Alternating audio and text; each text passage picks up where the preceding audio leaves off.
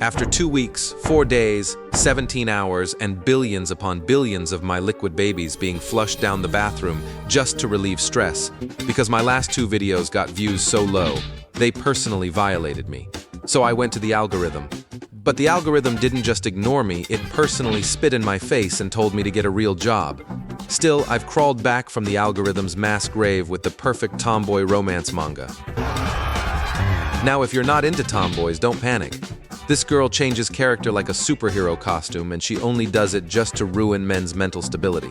And listen, I'm counting on you guys to make this video make the algorithm hard. Because if it flops, I'll be left alone with my thoughts and a toilet bowl, and my body is not surviving that encounter. We start with our protagonist standing in front of the school, attracting everyone's attention because he's wearing a different uniform than the others.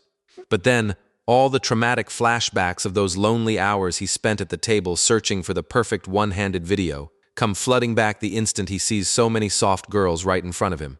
Our boy has never felt fear like this in his life, and his body starts trembling and shaking harder than ever before. Then, a person comes running up from behind and calls him Daiki-kun and delivers a slap that can be heard all the way to heaven. Our boy damn near leaked out the double cheeseburger from 4 days ago that had been stuck in his anus like a rock. He turns to her and tells her to contain herself and calls her Wakaba. She apologizes and tells him to head to their destination, and lets him know that the loser will treat the winner again. Our boy says that he won't lose today. They get to the football field, and Wakaba has already scored a goal, and she absolutely cooks our boy with ease. Daiki explains that Wakaba is his childhood friend who has always been a tomboyish troublemaker, and she feels more like a little brother than a girl. She's also full of herself as she starts laughing at our boy's generational performance, and tells him that to win, he'd need to be reborn from Ronaldo's sperm. Daiki treated Wakaba to a meal, and he realized that he'll have to pursue a life of crime since his wallet is completely empty for the entire month. He tells Wakaba that this is pretty much broad daylight robbery, so next time they'll have to play something he's good at. But as he looks at her, she's disappeared. He then spots her standing in front of a store, so he tells her there'll be no more eating, since he'll be begging on the streets if they spend even a tiny butt hair of money. Wakaba lets him know that she's not trying to eat anything. She's just looking at clothes. Daiki asks if she's interested in them, and she steps aside a little and tells him if he's got a problem with that. Then he realizes that she's at an age where she'd be interested in clothes like this, so he encourages her to try them on. Wakaba is hesitant at first, but our boy lets her know that it might fit her like a charm. So she tells him that she knows, because after all, she's got a pretty face. Wakaba points her finger at him and says the real question is whether he'll be able to handle it or if he'll go crazy and start ejaculating all over the place like a fire hose after seeing her, and end up becoming conscious of her as a girl. However, our boy adjusts his glasses like a Chad and says he wouldn't even pop a boner and continues mewing. In the end, Wakaba says she'll put it on when they meet on Sunday, since she wants to see the giant shark zombie movie. Sunday comes, and so does our boy, and just as he's thinking about Wakaba showing up in a crazy outfit, she arrives. And this time, she's actually a hot girl. Daiki starts getting stiff in both his upper body and especially his lower one, since she's an absolute banger in this normal girl style. He lets her know she seems like a different person, and she says of course, thinking to herself that all of this took her 2 hours to get ready. After leaking his pre-holy juice from his 207th bone that day, he can never see Wakaba the same way again. Daiki is having breakfast as Wakaba is fingering his doorbell nonstop, letting him know they'll be late. He peeks through the door and she tells him to get ready quickly. Otherwise, they'll end up doing parkour across rooftops like 2 budget Spider-Men again just to get to school. She's not down for some 7 a.m. parkour, so she rushes him. Daiki closes the door on her, and he starts blushing as he realizes how lucky he is to have such a cute girl with him all the time. In the end, our boy calms down and walks out. At school, Daiki is sweating, because Wakaba wasn't lying when she said he'd be conscious of her once he saw her as a girl. He gets his protagonist instincts finally wake up from a coma, and comes to the conclusion that it was her plan all along to get super cute and laugh at his reactions. However, he realizes that he's his own enemy, since he's the one who told her to buy it, and if she really wanted to do this just to laugh at him, she'd already be teasing him to death. But she didn't bring it up at all this morning, and they just walked together to the school entrance like they always did. Daiki starts wondering if something happened at her school, where her friends might have started putting clothes and makeup on her, and she ended up getting influenced by them. Or maybe it wasn't a friend, but it might have been a boy. Daiki starts getting pissed thinking about it, but he realizes that Wakaba isn't someone who'd change her style for some guy. At school, Wakaba's friends call out to her, and as she turns around, she's actually in her girl form. Her friends ask if she's down to join them for a karaoke session because some senpais invited them, but Wakaba turns down the invitation. She explains that she's got some serious business to attend to, so she says maybe next time. They get bummed out since she barely ever joins them. Wakaba gets to the girls' bathroom, and she starts slipping into her superhero costume. She thinks she could just go with her looks right now, but he was acting strange this morning, so it'd be pointless if she ended up scaring him off. She ties her hair back up and fully transforms back into her tomboy form. She meets up with Daiki, and our boy calls her out for being late. She tells him she was giving him time to practice since he's hot booty cheeks. Our boy asks if she has anything else to do, since she's basically robbing him on a daily basis with these matches. She laughs and apologizes and kicks the ball. While our boy is eating snacks, Daiki's mom walks up to him and asks him to check the home delivery box for her Amazon Prime package. He asks her why him, and his mom replies that he's not doing anything except wasting oxygen, which is still a more productive lifestyle than me, since my only contribution to the planet will be the nitrogen boost from my poop, and my decomposing corpse that eventually feeds the soil. Our boy gets up, and as he walks out, he spots Wakaba. She asks if he's heading somewhere. Our boy lets her know he's about to get a package. After hearing this, Wakaba invites him to the convenience store since she's craving some fried chicken. They get in the elevator, and our boy wonders why she's going out at this hour. She gets out of the elevator, and our boy follows her, but then Wakaba asks what he wants. Our boy lets her know that since she talked about chicken, he's now craving it too. She acknowledges this, but lets him know she's not treating him to any of it. Wakaba gets out of the convenience store and apologizes to him for having to wait for her. Our boy then nervously tells her he forgot his wallet, to which she says he shouldn't have even come along without it. As they're walking back to their apartment, Daiki thinks about how a lot has happened, and he's super nervous to talk to Wakaba. However, today, he feels like he can talk to her like usual. He wonders if it's because he can't see her face. Meanwhile, Wakaba starts blushing since he's staring at her, and the other day he was all flustered like an anime character. He then starts asking for her chicken, but there's no chance that happens.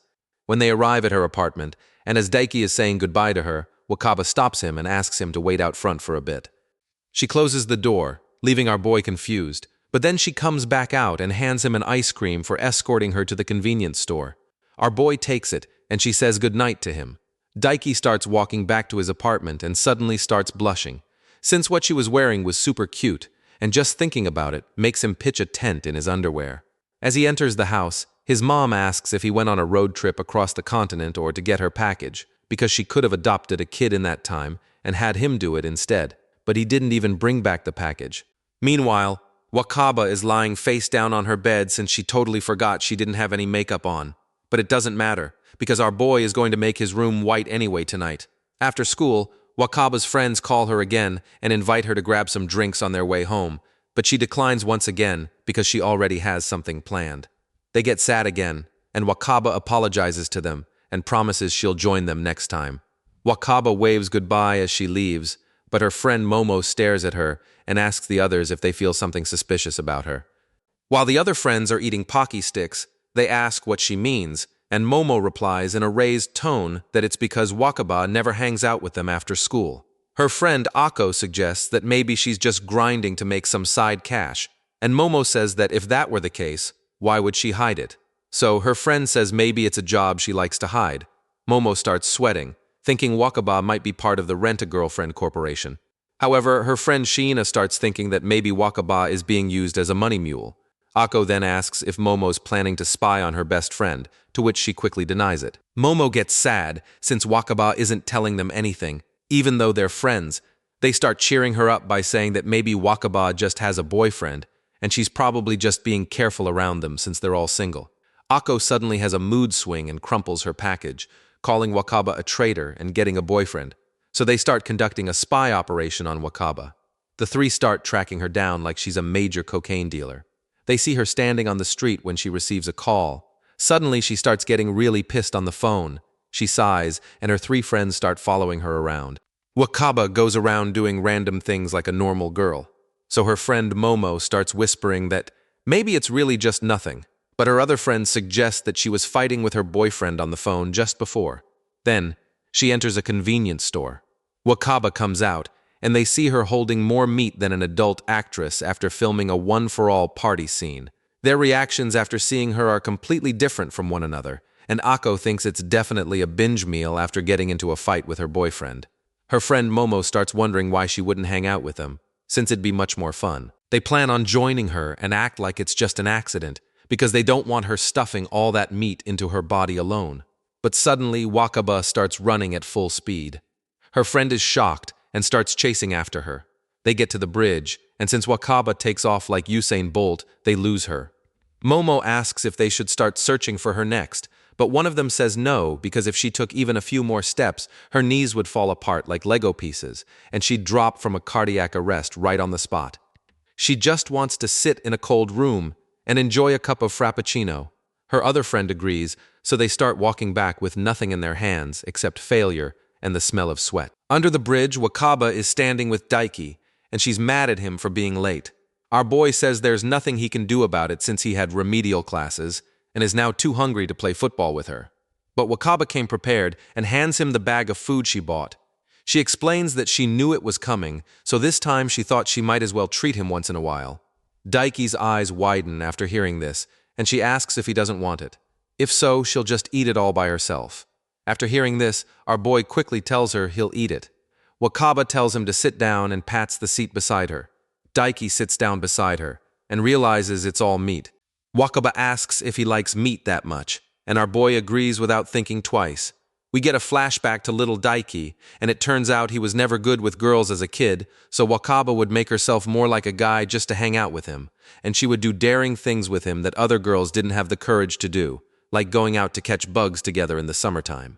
At school, the girls in her class would get scared of bugs and scream like they were witnessing mass genocide, while 9-year-old Wakaba would casually grab them with her bare hands. She meets up with little Daiki again at the park, and sitting like the boys, and explains how her classmates made such a big deal over a tiny bug. Our boy giggles and explains that it was probably because girls were more scared of insects and bugs. After hearing this, Wakaba tells him that he's talking about her as if she's not a girl, to which Daiki agrees, since most of her actions are proof that she has bigger balls than most guys, so it's easy for him to talk to her. She starts blushing after hearing this, and as they grow older, nothing changes. One day, 13-year-old Wakaba spots a couple and teases them to get a room and make her airtight with a pocket rocket, which completely embarrasses our boy. Then Wakaba overhears a couple talking about heading to a super cute cafe, so she suggests going with Daiki to an arcade to do some bro stuff. While playing a shooting game, she thinks that cafes and dates are cool and all, but to her they don't really matter, because as long as she can have fun with Daiki, she's fine with being seen as a guy in his eyes. She decides that being a boyish Wakaba is just fine. At the age of 15, Daiki starts complaining to her about a friend of his who has gotten himself a girlfriend and then based his entire personality around her and doing nothing but talk about her non-stop. Then he sighs, since he also wants a girlfriend. Wakaba is absolutely stunned after hearing those words come out of his mouth. She gets confused, since he has told her that he is afraid of girls, so our boy explains that he is afraid of girls, but he also wants a girlfriend, because when you hear your friend bragging about non-stop firing with a 7-inch gun deep inside a pink cave with zero protection, your brain starts screaming that you want in too. After hearing this, Wakaba gets pissed and wonders why our boy hasn't told her this a lot sooner. She goes out to buy new clothes, puts on some makeup, and goes to a hair salon. She does a full makeover and decides she's going to make Daiki fall for her, and all of this happens the night before she goes out to a movie with Daiki. Meanwhile, Daiki checks out the undead shark zombie movie she's been talking about, and after watching the trailer, he realizes he'd rather be buried alive under a landfill of used diapers than sit through that diarrhea-blended disaster film. Then, there's Wakaba, getting excited to meet up with Daiki in her usual girl form. Back in the present, as they're heading out after school, Wakaba rushes Daiki like usual, and our boy suddenly apologizes to her and lets her know that he has something to do today. At a coffee shop, Wakaba and her friends are enjoying their drinks, and one of her friends starts shivering from head to toe from the cold drink. Ako then explains how rare it is for Wakaba to join them, and Wakaba says it isn't that rare, saying she was just a bit occupied earlier, and it turns out Daiki told her that he had to do a retest because he had a massive brain fart during the test. Her friend tells her that when she doesn't come to hang out with them, Momo-chan gets all grumpy. Wakaba finds this cute, but Momo denies the allegation. Then her friend Akko accidentally reveals that Momo would get grumpy, so they decided to follow her, thinking she had gotten herself a boyfriend. Wakaba gets stunned after hearing that they were following her, and she starts worrying. Then her friend Akko asks if she's gotten herself a boyfriend without telling them, and explains in an intense voice that they were following her around, but since she went into supersonic mode, their hearts nearly gave out, and it felt like they were about to have a heart attack if they kept running, so they stopped halfway. Wakaba is relieved to hear that they didn't find out about Daiki. She explains that she doesn't have a boyfriend, and she was just in a rush to meet up with her childhood friend. Her friends get shocked and ask if it's a guy.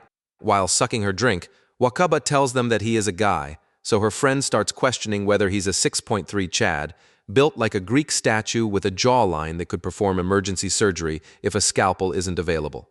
Wakaba quickly lets them know that he's nothing more than a regular childhood friend, and that she's never seen him in that kind of way. But after hearing this from her, the author had to end up placing 15 caps on top of her statement. Her friend gets bummed out that her childhood friend isn't a cool dude, but Wakaba sets her cup down and starts blushing, and tells them that she never said he isn't cool. Their spirits come back up to an all-time high after hearing this, and they start asking what he's like. Wakaba goes on a roll and starts spitting out every piece of information she knows about him, like she's been interested in him ever since he was in diapers. Well, but to quickly summarize, she was just glazing him non-stop, hyping him up like a 6.3 Thundercock Chad. Then, she asks her friends why they would even need her childhood friend's information. They tell her not to be shy and ask how high she would rank him based on looks if he were at their school. Wakaba starts covering her face and wonders why she would even rank him since he's just a childhood friend, but she still tells them she'd place him at 5th. Her friend gets really jealous and says she also wants a boyfriend, so Wakaba reminds them that he's not her boyfriend. They move on from the topic and start talking about other stuff, like dogs and other things. As they wrap up their hangout session, Wakaba and Sheena say goodbye to Momo and Akko since they're heading in different directions. Then we see Daiki walking home after failing his retest. He walks past Momo and Akko, and the two girls stop for a second wondering if that's Wakaba's childhood friend, since he's a tall guy with glasses and goes to Numa High. The next day at Wakaba's school, her friends run up to her early in the morning, claiming they saw her childhood friend yesterday. Wakaba gets absolutely shocked, and they explain that they passed by him by coincidence before showing her a picture on their phone. Wakaba takes a look at the picture, and it's a tall guy with glasses holding a book. After seeing this, Wakaba freaks out, because that is most definitely not Daiki. However, if you look closer at the picture, you can see Daiki walking around in the background like an NPC. Daiki walks to school and sees his friend with his head down. His name is Matsun, and Daiki asks what's wrong with him, and the broom-haired boy tells him that he's been like that since he got here. Matsun gets up and tearfully says that his life is now a tragedy since his girlfriend broke up with him the other day. After hearing this, Daiki and his other friend pop open a bottle of wine and a bag of chips, because it's time to celebrate. Daiki says what a shame since he'd been bragging like crazy. Then his other friend says it looks like she didn't renew her subscription after the 2-week free trial. Matsun starts getting mad and tells them to introduce him to some new girls, because there's nothing better for a broken heart than a fresh pursuit. Daiki's friend shows him a virtual dating sim game he usually plays, and tries to lure him into the realm of virtual girls by showing off its features and high-definition jiggle physics. However, his friend isn't down to rub his schlong to pixels because after a broken heart, a real woman is the only thing that can still spark life into his atrophied junk, so he goes for Daiki instead, and asks him about the female childhood friend he mentioned before. Our boy starts sweating bullets after hearing this, and realizing that opening his mouth might have been the dumbest self-sabotage of his life. His friend Matsun asks him to introduce him to her. Daiki starts sweating and explains that she's a crazy tomboy. However, his friend slams his hand on the table and says he doesn't care about any of that right now, and even if she ends up having a rod twice the size of his, he won't bat an eye.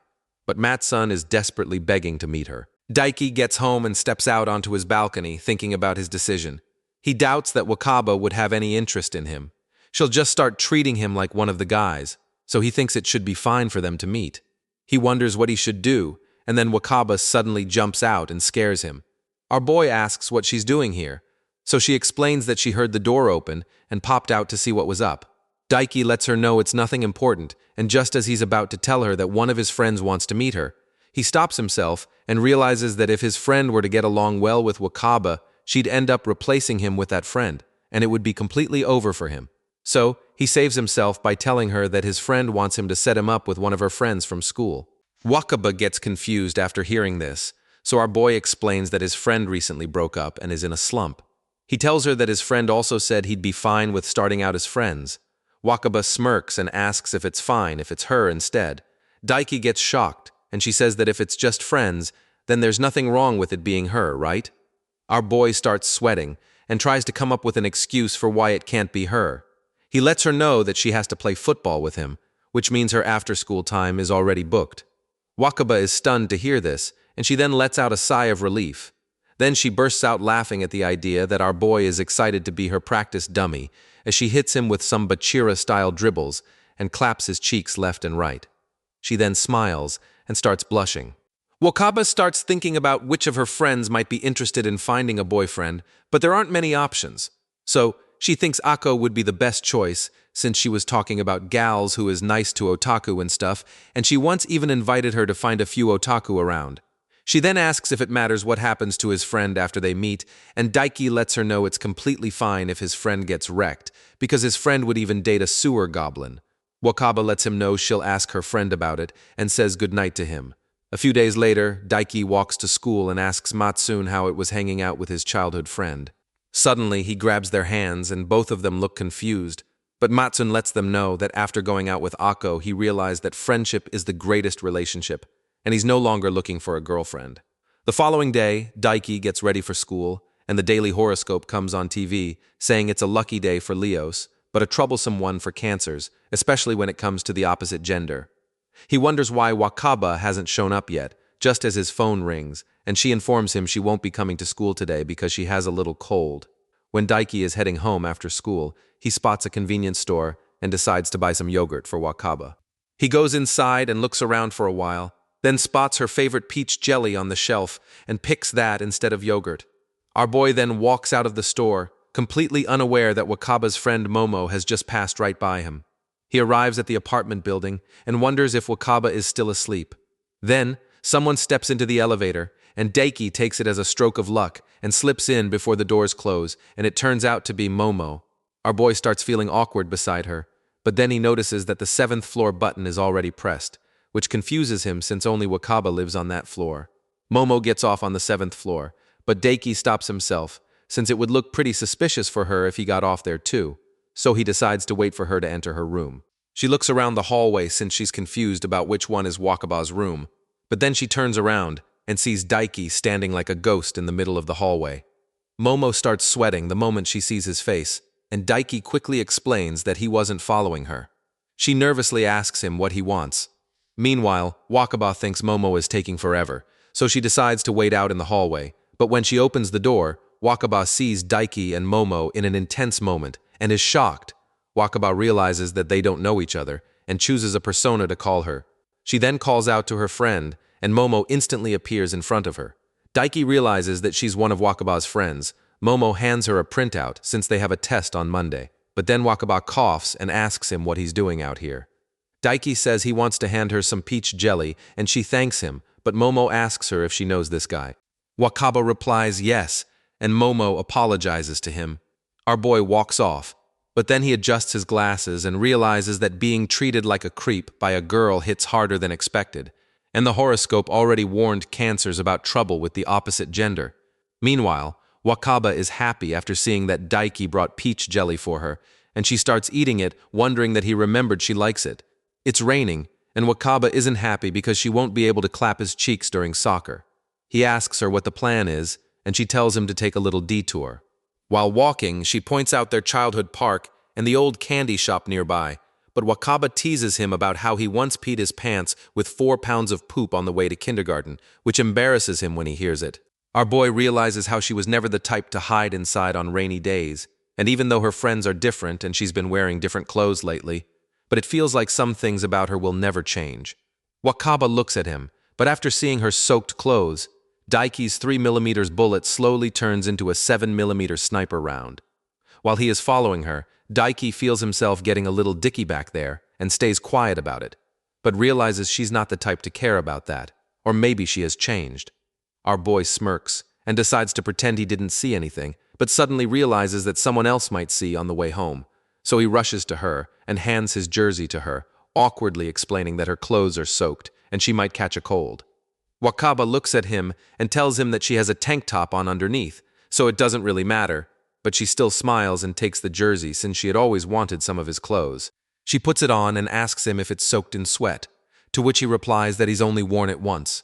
At home, Wakaba is drying her hair when her eyes fall on Daiki's jersey, and her eyes glow with temptation. She then puts it on and realizes it's huge, but when she catches a faint hint of Daiki's scent, she starts rolling around on the bed and blushing hard, but I assure that if she sees Daiki's third eye, she starts floating. The following day, Daiki looks dead since he was up all night, replaying her soaked body. She hands his jersey back and thanks him. Our boy realizes that it's his jersey, but it's soaked in Wakaba's scent, so he decides to never wash it again and choosing to preserve it like a sacred relic rather than treating it like ordinary clothing. Then, Wakaba's dad opens the door and casually greets him with a good morning, and Daiki greets him back. As he turns to leave, reminding them to be careful on their way because Truck-kun is on a mission to send people to another world, Daiki realizes that Wakaba's dad has the same smell as Wakaba. At school, Daiki and Matsun call out to their friend Fuji to join them for okonomiyaki on the way home, but Fuji declines since he wants to be there when his Oshi passes 800k subscribers, and he also needs money for Oshi-sama, so he can't afford to waste it with them. Fuji gets mad at them for disrespecting his virtual girl, but they tease him back, saying that instead of a virtual girl, he should find a real cheek who would really give his so-called 207th bone a good time. Fuji then walks away, but on the way, he starts feeling hungry and wonders his friends are eating okonomiyaki right now, so he can get a little something at the convenience store, but when he sees the price of the food, he lets out a scream and stops himself from spending the money. Then, a girl storms into the store and yells about the price increase, but Fuji simply walks past her, since, as an introvert, the last thing he wants is to get involved with a real girl. Suddenly, the girl comes closer to him, and it turns out to be Akko, leaving Fuji completely shocked. She then begs to borrow 100 yen because she can't buy a drink with only 50 yen. He's confused and starts sweating, but Fuji thinks to himself that there's not a freaking chance. That money is for Oshi-sama, and he won't waste a single cent, or it'll be 1,000 deaths upon her. But he gives her the money anyway, and she thanks him, saying she'll get him back next time as she walks away.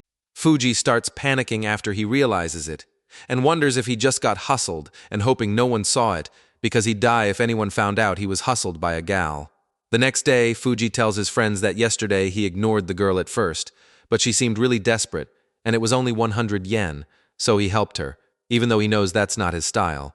His friends call him a traitor because he turned down okonomiyaki so he could help a cheek he can't even touch. Suddenly, all the boys gather together and look outside, and it turns out Akko has arrived with her friends. Fuji panics when he sees her, and wonders if she actually came back to return the money. But she's brought a bunch of her friends with her. Wakaba hides near the wall and starts worrying that Daiki might see her with his friends. They start laughing after looking at Fuji since in their eyes he looks right at home at Swamp High. Meanwhile, Fuji starts sweating because there's no way in hell he can walk up to a bunch of girls like that. So he looks at Matsun and realizes Matsun has no filter and might be able to keep them occupied. But when Matsun sees Akko, he instantly remembers the traumatic experience he had with her, so he makes up an excuse and runs for his life. Fuji gets confused and looks at Daiki, but when Daiki sees Momo, he remembers the bad experience he had when Momo called him a creepy guy, so he quietly walks away. While Daiki walks off, Fuji tells him to wait because he needs him to face these cheeks, but suddenly Akko appears behind him. She then cheerfully thanks him and pays him back and even hands him a delicious snack as a reward. Wakaba has a concern because Daiki's birthday is coming up soon, and since they both have July birthdays, their parents used to throw one joint party for them when they were kids. But in middle school, they picked up this bros who don't need to celebrate birthdays vibe, so they just gave each other a snack and called it a day. But she wants to give him something this year and make it something that exemplifies her girliness. Wakaba thinks this idea is all fine, but she realizes that Daiki is spouts despite knowing he sucks at talking with girls, and if she makes him conscious of her too quickly, he'll probably start avoiding her in a weird way. But on the other hand, she feels that if she never breaks out of being just one of the bros, then things will always stay the same. She gets confused about what to give him, whether it should be treats, stationery, or maybe clothes, and ends up feeling like she absolutely sucks at picking the perfect gift. So she decides to ask him directly. On his birthday, Wakaba flashes a bright smile and tells him there's no soccer today because they're going shopping. And Daiki gets confused since it's rare for Wakaba to break her daily routine and assumes she's hungry. But Wakaba replies no, explaining that since it's his birthday and they've been friends for so long, just this once she decided to get him something nice. Daiki is shocked because he didn't realize it was his birthday and neither did his friends. He tells Wakaba she doesn't have to do that, but she fires back that if he ignores his own birthday, then he might ignore her birthday too. They head to the mall and grab some food to fill their stomachs, then wander through a few shops and looking around together. After checking out a bunch of stuff, she finally picks out a gift for him, and Wakaba hands it over with a smile. When they arrive back at their apartment building, they wave to each other, and Daiki sincerely thanks her for the gift. As she enters her home, she leans halfway back through the doorway with a teasing grin and reminds him of her birthday date and tells him to get ready to spend money on her. Our boy replies with a quick yes ma'am, then heads inside and hangs up the bag before setting the gift on the table. But when the date word Wakaba mentions suddenly hits his mind, it gives him a hard shock. Meanwhile, Wakaba steps into her apartment and is stunned to find her older sister unexpectedly at home, who immediately starts teasing Wakaba about her blushing face, deepening her embarrassment. On the day of the school sports event, Wakaba plays at an incredible level like Ronaldo and leads her team to victory with a decisive goal, and everyone is impressed by her athletic ability and praises her for an outstanding performance. Meanwhile, Momo and Ako are already eliminated from their game within minutes. Just like you guys, the moment a soft hand lands on your legs and you're done in a second. So they decide to watch the basketball match, which is still going on. When they arrive, the place is packed, and most of the crowd is there for Sakuraba-kun, who's insanely popular for his skills, his height, and most of all his sharp jawline that looks like it could cut hands. They start cheering for him, and Wakaba mentions that the other boys should be cheered for too, but Ako explains that it's more fun to cheer for handsome guys who are actually good and have a chance. After Sakuraba's team wins the game, they're cheering for his victory, but then someone calls out Wakaba. When she turns around, and it turns out to be Sakuraba, he congratulates her on her win in soccer and says he's sorry that the volleyball team lost and adds that they should do their best in the afternoon match as well. He walks away with a wave, and Ako looks at Wakaba and realizing that their little accidental moment had just set off a big romance flag and says he sounded really interested her out of nowhere. But Wakaba insists he was just being polite. Ako asks what if he had asked her out, but Wakaba replies that flashy people are just nice to look at. So, Ako asks what kind of person she would go out with, and Wakaba says she'd rather date someone unathletic than a sports prodigy. Meanwhile, Daiki's dodgeball team is playing poorly, and the opposing team throws the ball at Matsun with tremendous force, but it bounces off his hand and heads toward Daiki. He then confidently raises his hands to catch it, but the ball smacks him straight in the face, knocking his glasses off, and his team loses the game. While walking back home, Wakaba keeps teasing Daiki that the mark from the ball on his face suits him, and that's why unathletic guys like him don't get girls. She turns her face to the side with a smirk, and then says that if he searched the whole world, maybe he'd find one person who'd be okay with him.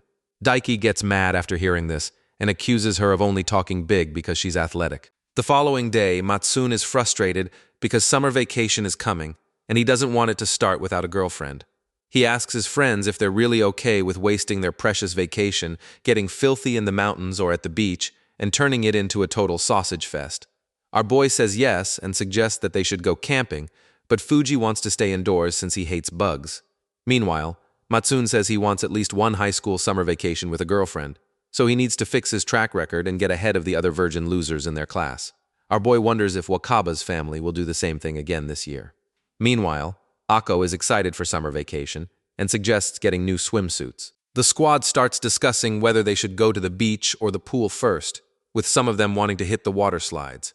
Meanwhile, Wakaba wonders if she could find an excuse to show Daiki a swimsuit if she brought one, since she avoided anything too girly throughout middle school. But this time, she finally decides to buy one. She starts blushing and can't help wondering how he'd react.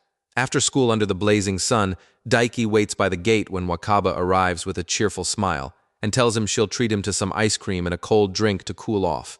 They enjoy their cold drinks as the chill finally hits their throats, leaving both of them feeling completely refreshed. Our boy then asks if they're going to do their usual day trip together this summer, since both families always plan a joint trip, and the children's majority vote decides whether they go to the beach or the mountains. However, they couldn't go last year because of their entrance exams, But this year, everything is fine.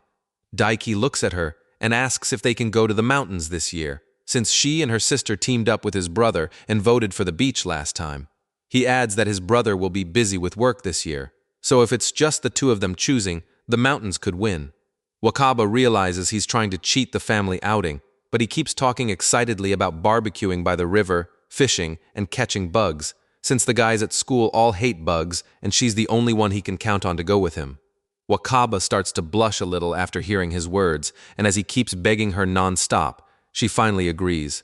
At home, Wakaba is washing her premium skin and algorithm gods willing this ASMR spa-core aesthetic might just jack up my video retention before YouTube buries this video like the last two.